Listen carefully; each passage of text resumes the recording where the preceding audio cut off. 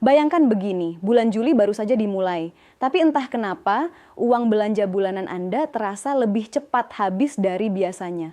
Anda tidak salah hitung, dan ini baru permulaan. Karena 3 bulan ke depan ini, Juli, Agustus, September, adalah periode yang menurut banyak pengamat ekonomi paling menentukan untuk kondisi keuangan rumah tangga di Indonesia tahun ini. Bukan karena ada satu kejadian besar yang pasti terjadi, tapi karena ada beberapa hal yang berkumpul di waktu yang sama, dan dampaknya perlahan-lahan bisa masuk ke dompet kita semua. Banyak orang belum menyadari ini. Mereka baru sadar ketika tiba-tiba harga di pasar naik, ketika tagihan listrik membengkak, atau ketika ongkos transportasi terasa lebih berat dari biasanya. Padahal tanda-tandanya sudah ada sejak sekarang. Ini yang harus Anda perhatikan. Tonton video ini sampai habis, karena di akhir nanti saya akan kasih langkah konkret supaya keuangan Anda tetap aman menghadapi 3 bulan ke depan. Selamat datang kembali di channel ini. Hari ini kita akan bedah tuntas kenapa Juli, Agustus, September disebut bulan-bulan kritis, apa yang sebenarnya terjadi di balik layar ekonomi kita, dan yang paling penting, apa yang bisa Anda lakukan supaya tidak ikut terseret arus. Mari kita mulai dari pertanyaan paling dasar. Kenapa harus 3 bulan ini? Kenapa bukan bulan lain?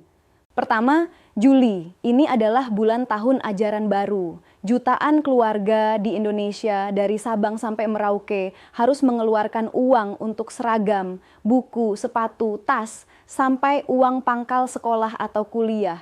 Ini bukan pengeluaran kecil. Untuk keluarga menengah ke bawah, ini bisa menyedot tabungan yang susah payah dikumpulkan selama berbulan-bulan. Dan ketika jutaan keluarga mengeluarkan uang dalam waktu bersamaan, permintaan terhadap barang-barang tertentu ikut naik. Kalau permintaan naik tapi pasokan tidak bertambah secepat itu, harga punya kecenderungan untuk ikut terdorong naik. Ini pola yang berulang setiap tahun, dan tahun ini pun kemungkinan besar tidak akan jauh berbeda. Kedua, Agustus. Ini bulan kemerdekaan, tapi juga bulan yang penting secara ekonomi. Setiap pertengahan Agustus, pemerintah biasanya menyampaikan rencana keuangan negara untuk tahun berikutnya, semacam peta jalan tentang kemana uang negara akan dialokasikan, termasuk soal subsidi, bantuan sosial, dan asumsi harga energi. Nah, disinilah biasanya muncul sinyal-sinyal penting. Apakah subsidi BBM akan tetap besar? Apakah anggaran bantuan sosial akan ditambah atau dikurangi? Apakah ada rencana penyesuaian tarif tertentu? Keputusan dan wacana yang muncul di bulan Agustus ini seringkali baru terasa dampaknya beberapa bulan kemudian. Jadi kalau Anda menunggu sampai dampaknya benar-benar terasa di dompet, biasanya sudah agak terlambat untuk bersiap.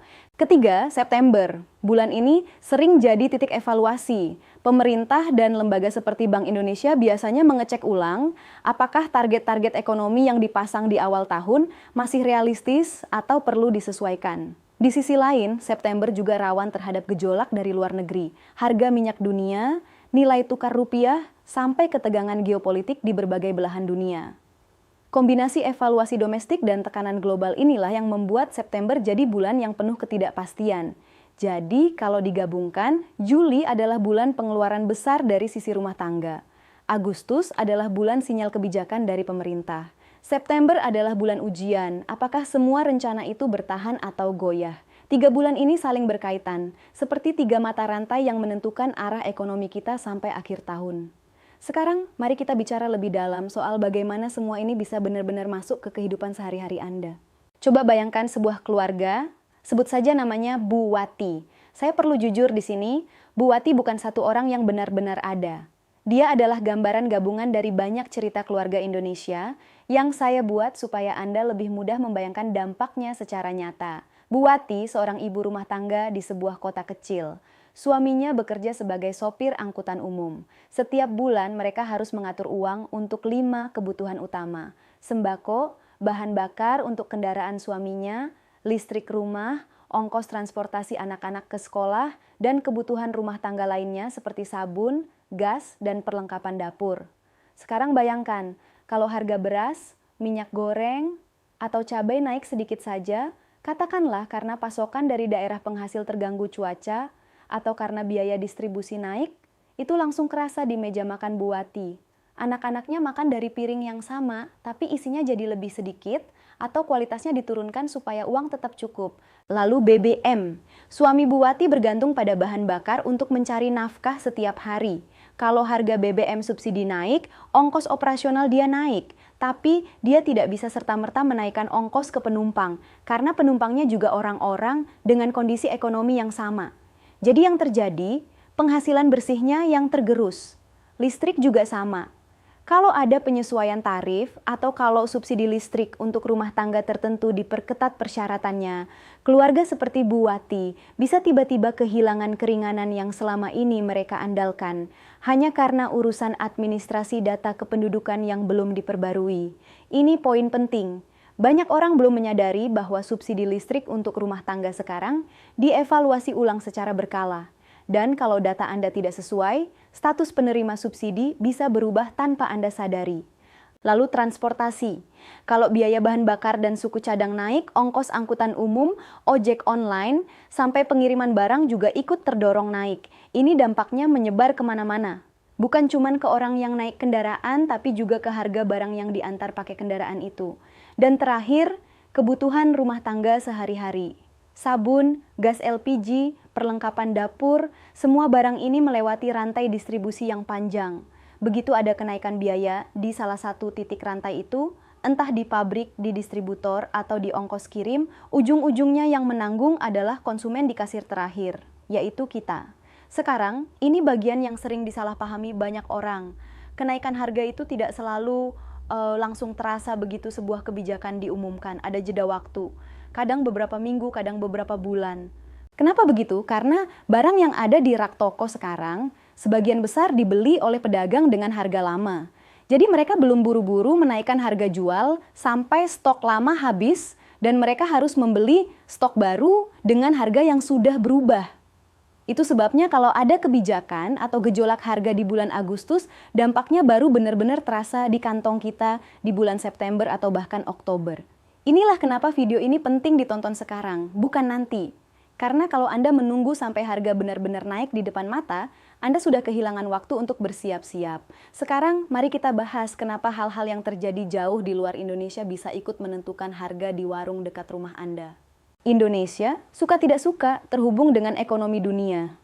Harga minyak mentah dunia naik turun setiap hari, dipengaruhi oleh ketegangan politik antar negara, kebijakan produksi minyak dari negara-negara besar, sampai kondisi cuaca ekstrem yang mengganggu jalur pelayaran dan produksi pangan global. Ketika harga minyak dunia naik, biaya impor energi kita ikut naik. Itu bisa menekan anggaran subsidi pemerintah, dan kalau tekanannya terlalu besar dan berlangsung lama, ada kemungkinan kebijakan harga energi domestik perlu ditinjau ulang. Nilai tukar rupiah terhadap dolar juga berperan besar.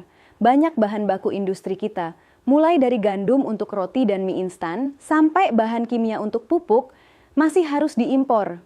Kalau rupiah melemah, biaya impor itu otomatis naik dalam hitungan rupiah, meskipun harga barangnya di luar negeri tidak berubah sama sekali.